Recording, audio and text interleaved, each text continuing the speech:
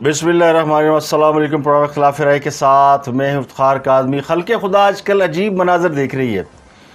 वकील सवाल पूछता है तो जज उठकर चले जाते हैं, और साफ़ी सवाल पूछता है तो हाँ सब भाग जाते हैं। तहरीक इंसाफ के अंदर लड़ाई चल रही है, और लड़ाई है लॉन्ग मार्च की नाकामी की। हाँ सब कहते हैं कि मैंने लॉन्ग मार्च इसलिए मुलतवी किया कि खून खराबे का खदशा था, लोग आमने सामने हो जाते हैं। जबकि अंदरूनी खबरें ये हैं कि वो इस बात पर नाराज़ है कि उनके अरकान असम्बली, वज़रा और MP MNAs उतने लोग लेकर क्यों नहीं आए जितने लोगों का उनसे वादा किया गया था। तो खान साहब ने जो इक़्तिदार से निकलने के बाद जो 2 दर्जन के लगभग जलसे किए, उनकी तादाद को जमा तफरीक करने के बाद वो 20 लाख का दावा कर रहे थे, लेकिन उन्हें इस बात का अंदाज़ा शायद नहीं था कि उनके जलसे में वही लोग आ रहे हैं जो कि एक जलसे से दूसरे जलसे तक चले जाते हैं।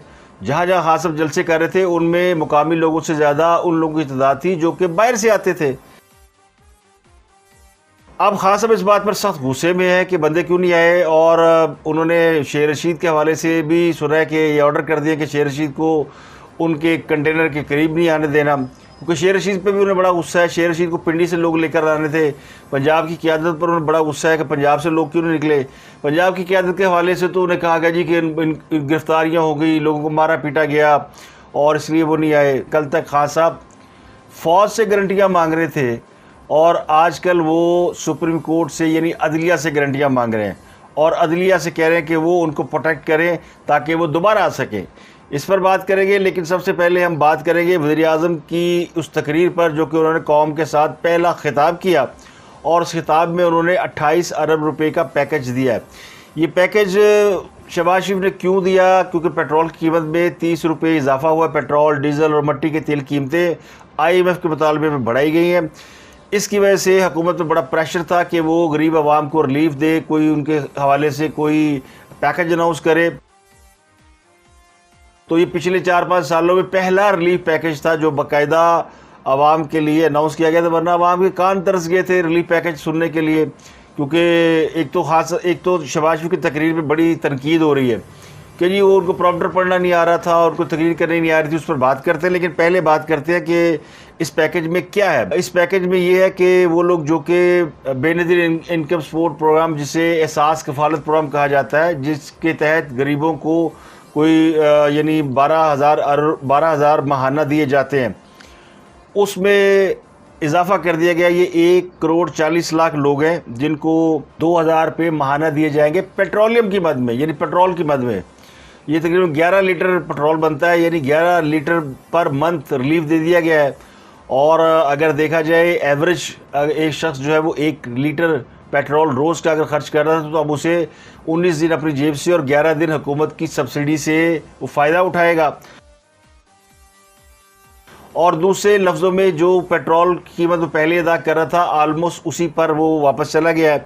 यानी अब उसे 180 रुपये लीटर पेट्रोल नहीं पड़ेगा, उससे तकरीबन 150 रुपये का लीटर ही पड़ेगा, जो कि पहले से चला रहा था।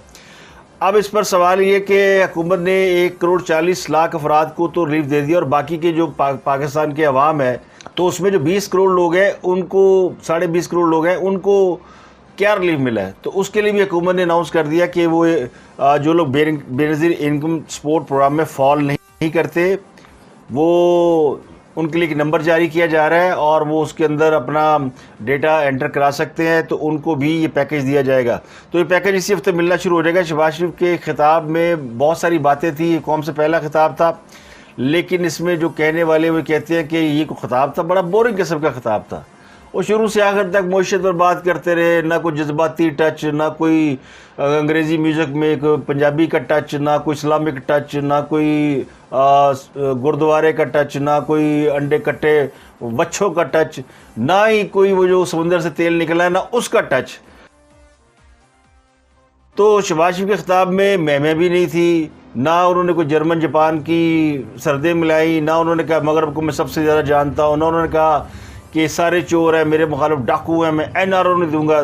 तो ये कोई खिताब था? खिताब तो हमारे जनाब कप्तान साहब करते हैं, जो कि अंडे, मुर्गे, कट्टे, भंग, जैतून, दूध और शहद उससे मशत चलाते रहे हैं, और कभी कभी तो वो चांद से भी आगे निकल जाते थे। कहने वाले ये कहते हैं कि तकरीर के लिए फिर खान साहब को रख लिया जाए और मुल्क चलाने के लिए शहबाज शरीफ ठीक है, क्योंकि शहबाज शरीफ तो काम की बातें कर रहा है। क्योंकि जब इमरान खान साहब वज़ीर-ए-आज़म थे तो तकरीर मैं से शुरू होती थी और मैं पे ख़त्म हो जाती थी कि मुझे अल्लाह ने सब कुछ दिया हुआ है, मैं क्यों इक़्तिदार में आया, मेरे वालिदैन जब पाकिस्तान बना था तो ग़ुलाम थे। और तकरीर बच्चों को याद हो गई, अब तो उसे वो कोर्स में शामिल कर लेना चाहिए ना, हमारा जो निसाब है उसमें शामिल करना चाहिए। और आजकल इसका नया बाब है कि मेरे ख़िलाफ़ साजिश हो गई और तुम इम्पोर्टेड हो। मैं इम्पोर्टेड हुकूमत को नहीं मानता। तो शहबाज शरीफ ने उनका नाम लिए बगैर उनको जिस इज़्ज़त से मुखातब किया, वैसे उसके मुस्तक नहीं, लेकिन वो आप कह कर ही बुलाते रहे कि आपने ये किया, आपने वो किया, आपने नाम ही नहीं लिया खान साहब का। तो वज़ीर-ए-आज़म ने अपने खिताब में जो कहा, 2-4 पॉइंट मैं आपको बताता हूँ। उन्होंने कहा कि सियासी मफाद को हमने कौमी मफाद पर कुर्बान कर दिया है। यानी अगर मुस्लिम लीग नून का वोट बैंक इस बात पर नाराज़ होता है कि पेट्रोल की कीमतें क्यों बढ़ाई गई, तो ज़ाहिर है जब वोट बैंक नाराज़ होता है तो फिर वो इसका डेंट पड़ता है पॉलिटिकल पार्टी को। तो वो कह रहे हैं हमने दिल में पत्थर रख लिया है, तेल और की कीमतें जो है दुनिया भर में आसमान को छू रही हैं, और ये हमने पाकिस्तान को माशी तौर पर दिवालिया होने से बचाने के लिए कदम उठाया है। 28 अरब रुपये का माहाना हम फ़ंड देंगे, यानी पैकेज है। 1 करोड़ 40 लोगों को 1 करोड़ 40 लाख लोगों को फ़ायदा होगा, 2000 रुपये महीना मिलेगा। ये जो 1 करोड़ 40 लाख घराने हैं, इनके जो लोग हैं, यानी जो 5 घरानों 5 अफराद पर मुश्तमिल जो घर होता है या 4 अफराद पर, तो तादाद तकरीबन 8.5 करोड़ अफराद बन जाती है बकौल हुकूमत। ये कहते हैं ये रिलीफ उसके अलावा है जो पहले हम बेनज़ीर इनकम सपोर्ट प्रोग्राम की सूरत में दे रहे हैं, 12,000 रुपये। उन्होंने ये भी कहा कि यूटिलिटी स्टोर को मैंने कह दिया कि वो 400 रुपये का दे 10 किलो आटे का थैला, यानी थैले आटे की कीमत भी उन्होंने कहा कि 400 रुपये यानी 40 रुपये किलो आटा आवाम को फराहम किया जाए। ख़ास अब पे उन्होंने जो तनकीद की डायरेक्ट, उसमें उन्होंने कहा कि IMF से मुआहदा आपने किया, ये नहीं कहा ओ शहबाज शरीफ ये तुम चोर हो, तुम करके गए हो, ओ फलाने तुम चोर हो, ऐसा नहीं कहा। उन्होंने कहा ये आपने किया मुआहदा, हमने नहीं किया। मुल्क को तारीख के बदतरीन कर्ज में आपने दफन किया, हमने नहीं किया। मुल्क में लोड शेडिंग के धेरे आपने फैलाए, आप शेडिंग को हम तो ख़त्म कर गए थे, तो हमने नहीं किया सब कुछ। और पाकिस्तान को बदतरीन मुआशी दहाने पर आप लाए हैं, हम नहीं लेके आए। तो ये आप जनाब सुने हुए बड़ा अरसा गुजर गया था, तू तो हम रोज़ सुनते थे। तो उन्होंने एक और बात की कि डॉलर जब हमारी हुकूमत थी तो 2018 में हम जब हुकूमत छोड़कर गए थे तो 115 रुपये का डॉलर था, आपने 4 साल में 189 का कर दिया। तो एक शख्स मुकम्मल झूठ बोल बोल कर कभी साजिश की कहानियाँ सुना रहा है, और कौमी सलामती कमेटी ने उनकी साजिश को 2 बार रिजेक्ट किया है कि कोई साजिश नहीं हुई। तो ये उनका खिताब बड़ा लंबा था और बड़ी यानी इस पर लोग इंतज़ार करते रहे।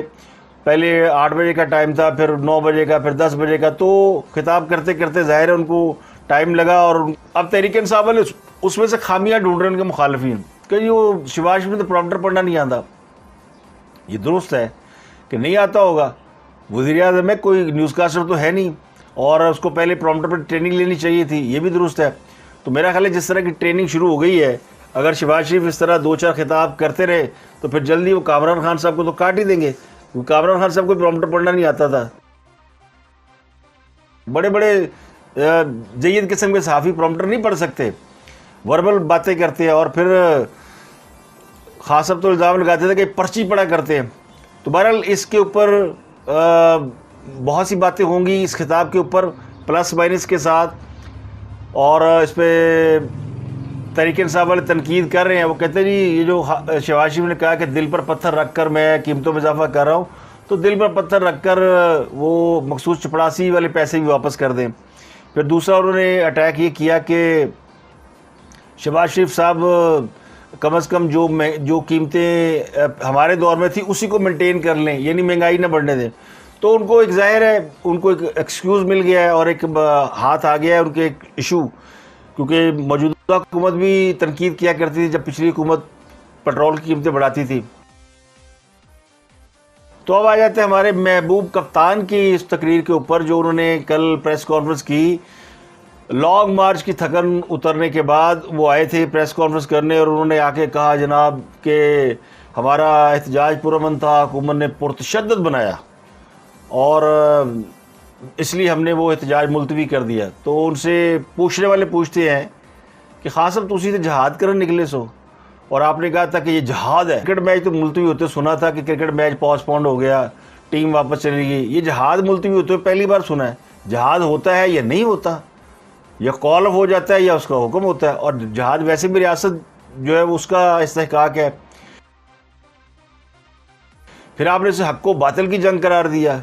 फिर तो उसी कह रहे थे पुलिस ने लोगों को फैंटी लगाई, तशद्दुद किया, मारा और पीटा, और यानी वकला को बसों से निकाल के मारा, पंजाब पुलिस को इस्तेमाल किया, चुन चुन कर ऐसे अफसरान लगाए गए जिन्होंने यानी लोगों को मारा।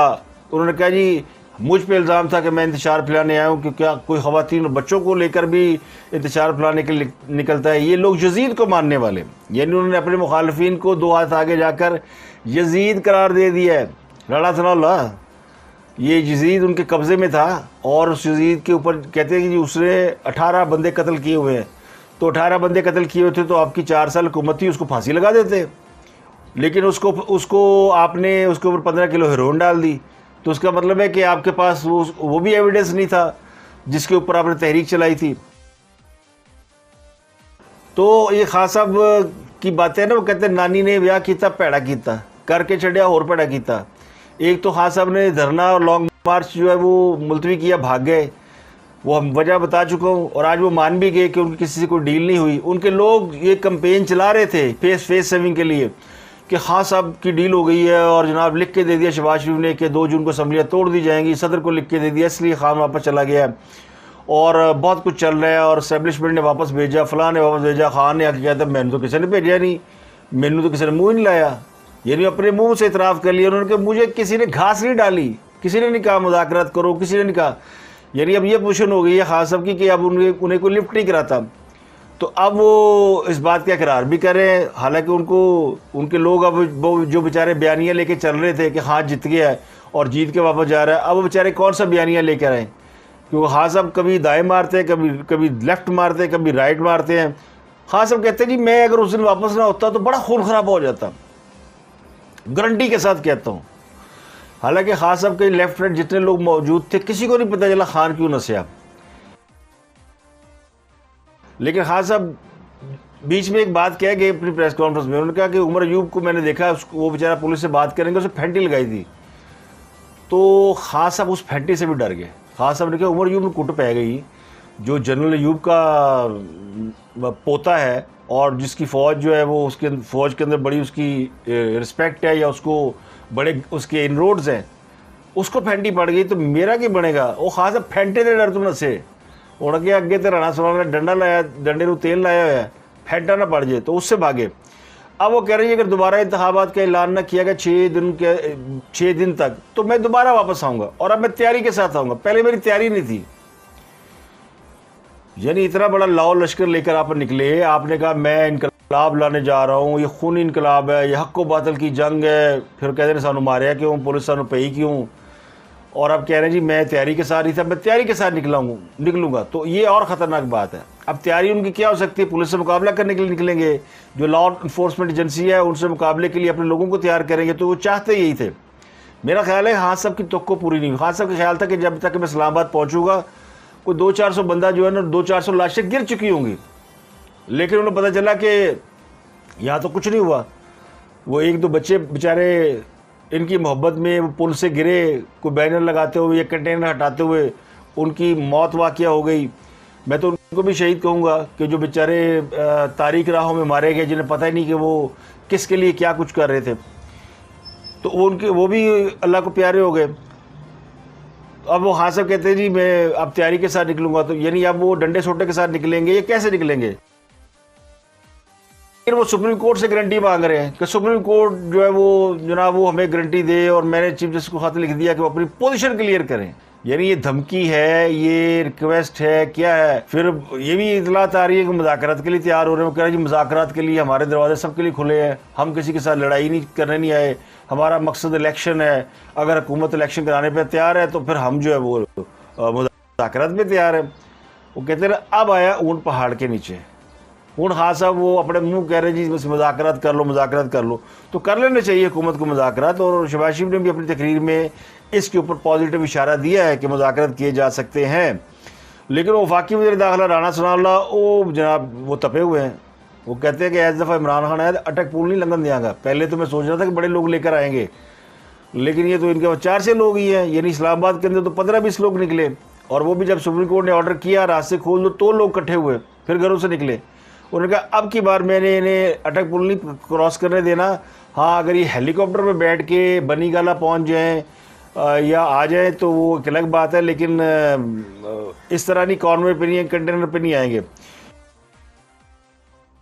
उन्होंने कहा जी हाँ सब पूरी तैयारी के साथ आए थे, वो झूठ बोल रहे हैं। गिलगित बल्तिस्तान की फ़ोर्स उनके साथ थी, आज़ाद कश्मीर की फ़ोर्स उनके साथ थी, खैबर पख्तूनख्वा की फ़ोर्स उनके साथ थी, और इन फोर्सेस ने घेराव कर रखा था जो लोकल फोर्सेस हैं, और अब वो चीफ जस्टिस को ब्लैकमेल कर रहे हैं, धमकी दे रहे हैं, कुछ कर रहे हैं।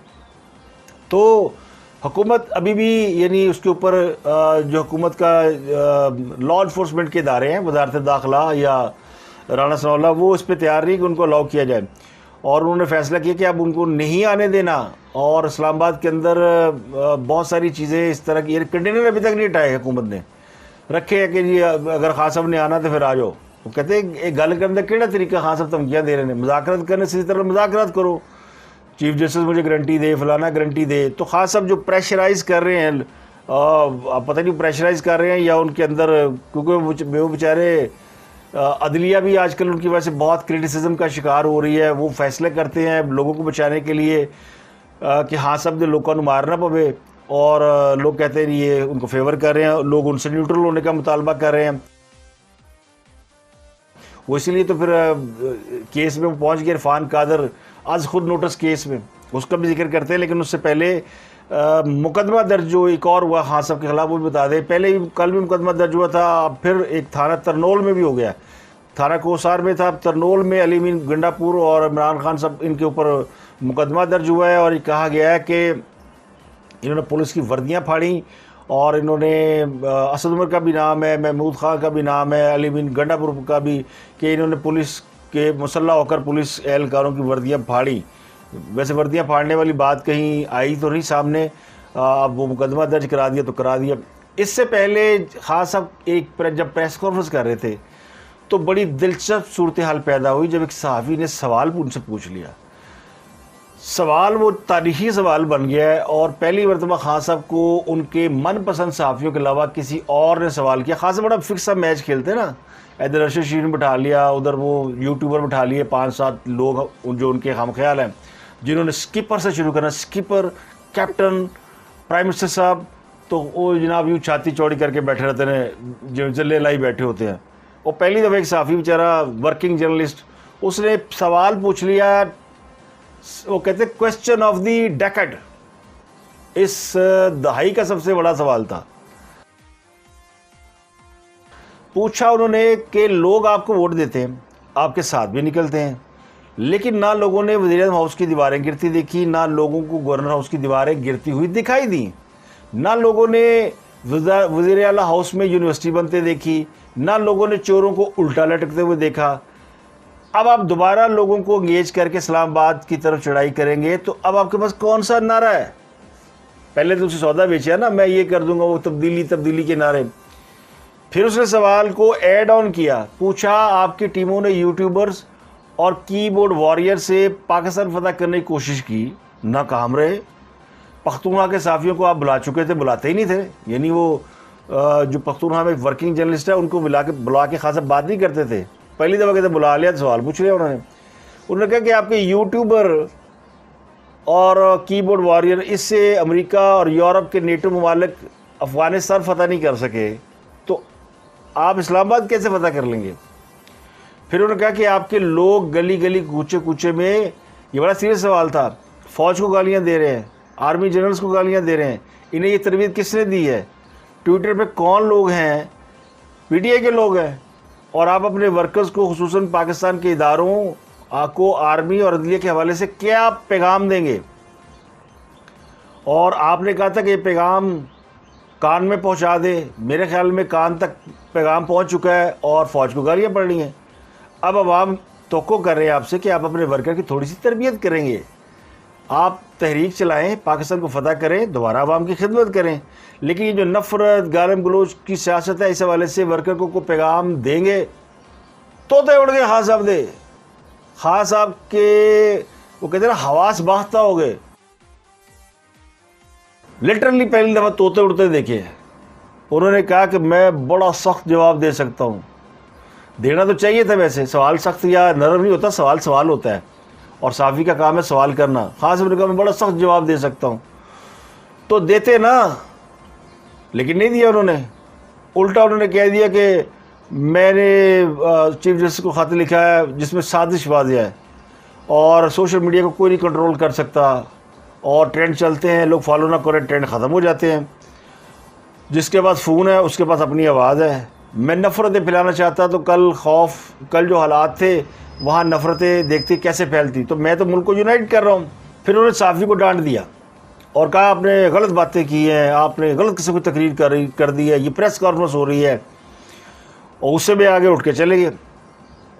अब खान साहब पर कोई अरशद शरीफ, इमरान रियाज, साबर शाकर, इस तरह के कोई दोस्त हमारे जो प्लेंटेड इंटरव्यू करते हैं खान साहब के, वो कभी खान साहब के कपड़ों की तारीफ़ करते हैं, खान साहब नाइस शर्ट, जूते बड़े अच्छे पहने हैं और खुशामदे करते हैं, उसका उन्हें अच्छा सा मिलता है, यानी उनके जो भी उन्हें मिलता है। अब मुझे नहीं पता, मैं किसी पे इल्ज़ाम नहीं लगाता, लेकिन वो सारे माशाल्लाह करोड़पति अरबपति हो चुके हैं। तो करोड़पति अरबपति तो वर्किंग जर्नलिस्ट नहीं हो सकता किसी भी और तरीके से, अगर अपनी कमाई पे जो उसकी तनख्वाह है उस पर गुजारा करे। तो एक साफ़ी ने अब उनसे हक़ाइक़ पे अपनी सवाल पूछ लिए, तो खास सब बड़ा इनकलाब चुकिया, चोली चुकी और जनाब इनकलाब पाया, बोझे जिते हो गए। ये है सारा उनका इनकलाब। इसीलिए कहते हैं कि ज़रा हम जैसे 2-4 हकीर लोगों का भी कभी सामना करें तो उनकी सारी जो थ्योरीज़ हैं और जो लेके चलते हैं फॉल्स थ्योरीज़, जिससे वो आवाम को मिसगाइड करते हैं, थोड़ा जो इस्लामिक टच, थोड़ा सा वो आडे कट्टो बच्चों वाला टच, थोड़ा सा यानी मईशत को चांद पे पहुंचाने का टच और तब्दीली का टच। खान साहब ने बड़े टच दिए हैं। इन टचों ने पाकिस्तान का बेड़ा गर्क किया। ये पाकिस्तान का दिवालिया एवं नहीं निकला, किसी वजह से निकला है। उस पर मरीम नवाज ने बड़ा अच्छा रिएक्ट किया। जो इनकलाब पुलिस को देख के दौड़ लगा दे, इसे डूब मरना चाहिए। यानी ये केड़ा इनकलाब है जी, पुलिस पे आ गई सानू और हम तो पूरा मन एहतजाज कर रहे थे। पूरा मन एहतजाज करके चलते ना। पूरा मन एहतजाज का तरीका ये होता है, हुकूमत के साथ आप एग्रीमेंट करते हैं, गारंटियाँ शरंटियाँ होती है, और आप ये नहीं कहते कि लोग एहतजाज में आग लगाने के लिए तैयार बैठे हुए हैं। वो शेर रशीद निकाल लेना। उन्होंने कहा खान बाहर निकलेगा, लोग अपने आप आग ला लेंगे, लोगों को मार देंगे, लोग वज़रा को घरों से निकाल के मारेंगे और पता नहीं क्या कुछ करेंगे। श्रीलंका उसकी वीडियो बना के, यानी इतनी वीडियो श्रीलंका में नहीं चली जितनी वीडियो पाकिस्तान के अंदर चली हैं कि देखिए कैसे वज़ीरों को पटाई हो रही है, लोगों को बाहर निकाल रहे हैं। इनका ख्याल ये था ये इनकलाब फ्रांस है, लोग घरों में घुसेंगे, लोग निकाल लेंगे और लोगों वज़रा को मारेंगे, वज़रा को या जो भी हुकूमत के लोग हैं, क्योंकि हासिल तो अपोजिशन में चले गए तो उनको पिटाई करेंगे। लेकिन सबको पता था कि इनके साथ जो लोग हैं वो बेचारे नहीं इस तरह की तहरीक चलाने के काबिल। सोशल मीडिया ठीक है, बातें ठीक है, मोबाइल फ़ोन पे टाइप किया ठीक है, कथारसिस हो जाता है लोगों का। जिसको लिखना पढ़ना आता है वो मैसेज कर देते हैं, जो अनपढ़ होता है वो वीडियो देख के गुजारा कर लेता है, वो बेचारा कुछ नहीं कर सकता। तो ये इनके फॉलोअर्स ने जो किया वो कर सकते थे। अब सुप्रीम कोर्ट को चंद दिन पहले खास बुरा भला कह रहे थे रात को 12 बजे क्यों खुली, रात को 12 बजे क्यों खुली। अब कह रहे मुझे सुप्रीम कोर्ट गारंटी दे। तो मरीम नवाज ने कहा सुप्रीम कोर्ट को भी चौकन्ना रहना होगा, यानी मुश्तरी होशियारबाज ये फिर कोई ड्रामा करेंगे। तो हुकूमत ने इस्लामाबाद में इंतशार फैलाने वाले जलसे जुलूसों पर मुस्तकिल पाबंदी आयद करने पर भी गौर शुरू कर दिया और कहा कि अब आइंदा कोई भी बंदा इस्लामाबाद आएगा तो पहले तहरीरी मुआहिदा करेगा, उसके बाद इजाज़त मिलेगी। ये वज़ारत दाखिला में इजलास हुआ है जिसमें सारी जो इंतज़ामिया थी उसमें उन्होंने फ़ीडबैक लिया जलसे का।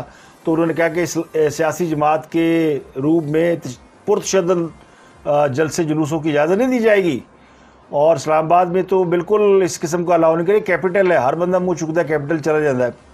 तो इसके लिए कानून साजी की जाए। इसके लिए हम यानी इसको बैन कर रहे हैं कि आइंदा कोई इस्लामाबाद अगर आए तो फिर उसको बाकायदा इजाज़तनामे के साथ आए। अब सुप्रीम कोर्ट ने जो फैसला देना उसका इंतज़ार है लोगों को कि वो क्या उन्होंने रोक ही दिया छापे गिरफ्तारी, तो खास साहब एक गारंटी तो ले चुके हैं कि अब अगर वो बाहर निकले तो छापे वापे नहीं पड़ेंगे, यानी उनके लोगों को आने दिया जाएगा।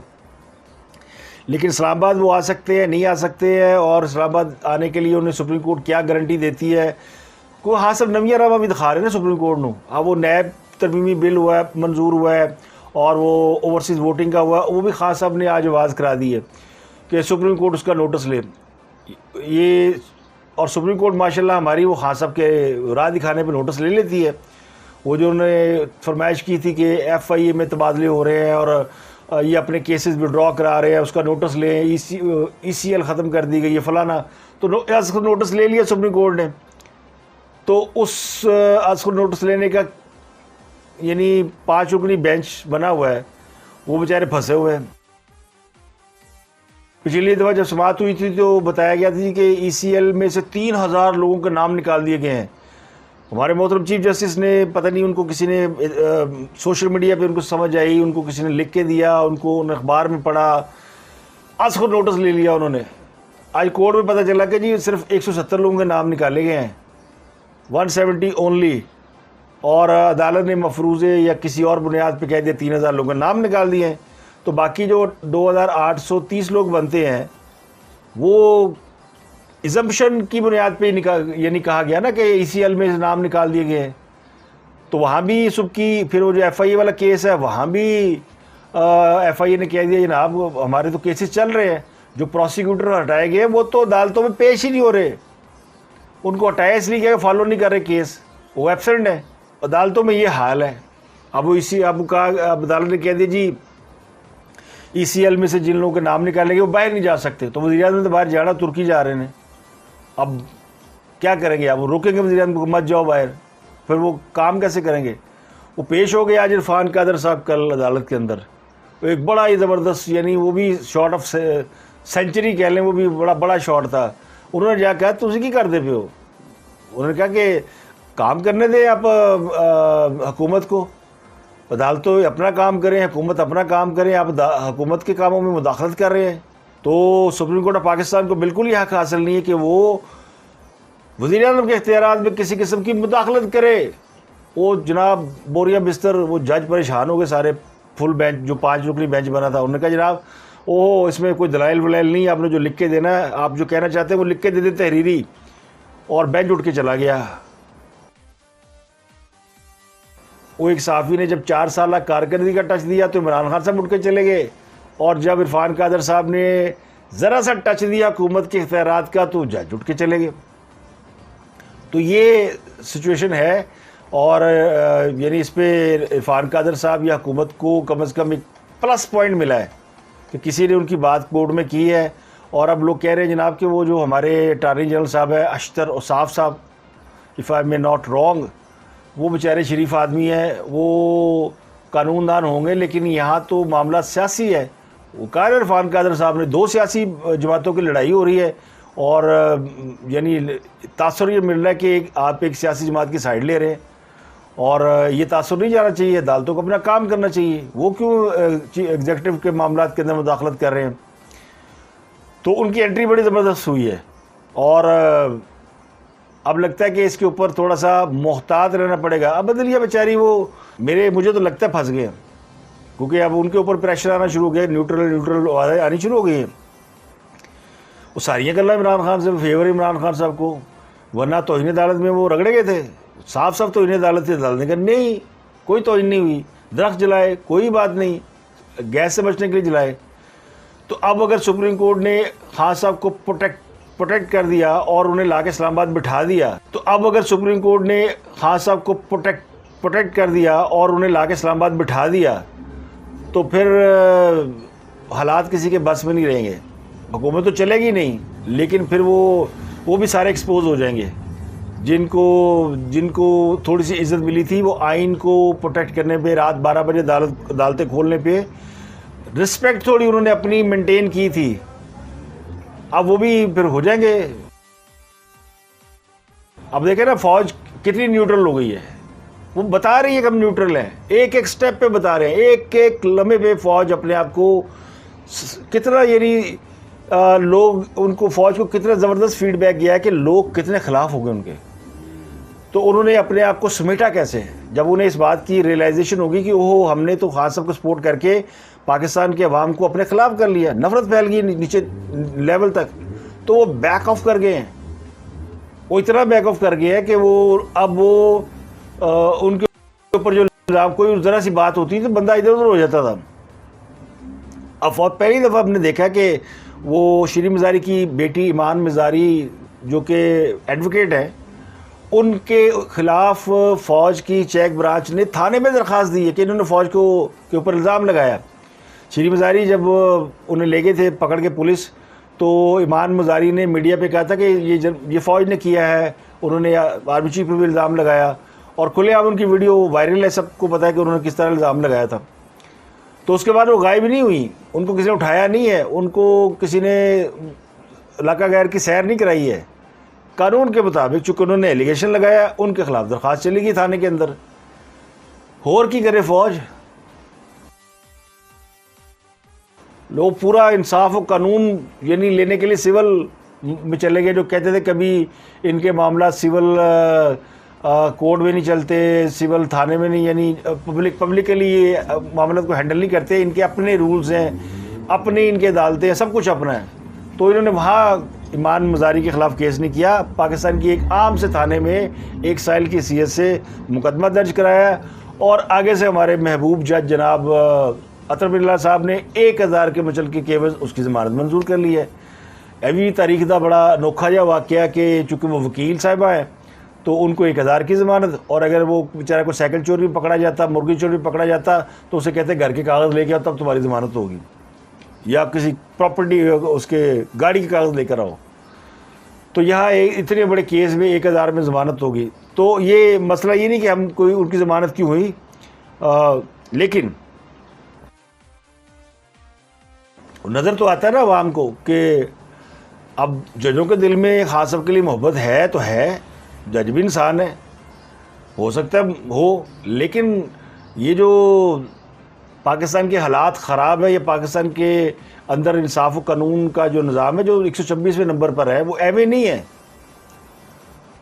तो उनको भी फ़ौज को फॉलो करना चाहिए, फ़ौज के फुटस्टेप पे चलना चाहिए, जिन्होंने अपनी एक इज़्ज़त को दोबारा से हासिल करना शुरू कर दिया है। वो एक बड़ा तबका जो फ़ौज को बुरा भला कहता था, वो रिस्पेक्ट करनी शुरू हो गया है, और जो जिनको फ़ौज ने पाला था वो उनको पड़े हुए हैं, वो उनको बुरा भला कह रहे हैं।